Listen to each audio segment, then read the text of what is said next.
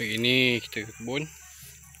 Selepas 2 minggu tak pergi, kita tanam ni pokok koko. Ni pokok koko. Dan kita gunakan metod batang bertap untuk mengelakkan serangan BABI.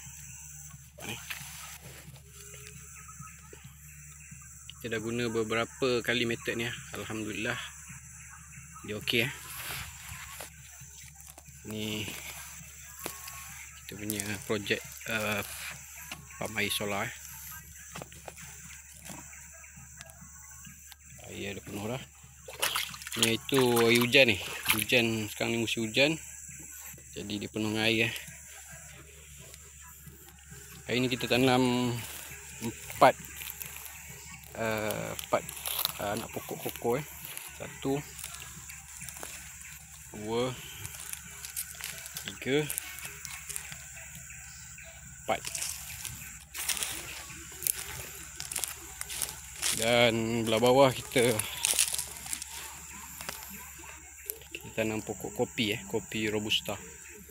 Nampak ini pokok yang kita dah tanam sebelum ni, pak. Dia menghindarkan serangan BABI.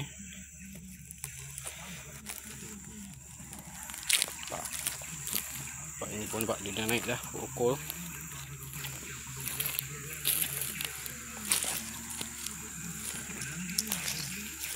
Ni pokok kopi robusta. Ini daripada lembah Bernam Valley robusta. Ini kita tanam 4 pokok.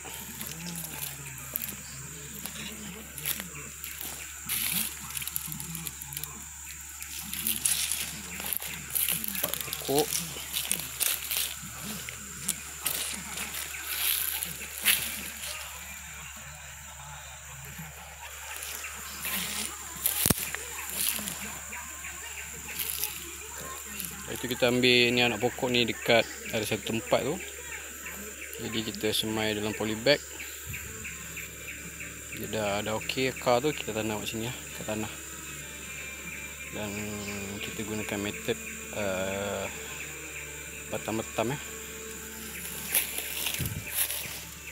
Moga-moga dia boleh naik hidup dan berbuah kopi robusta daripada Bernam Valley.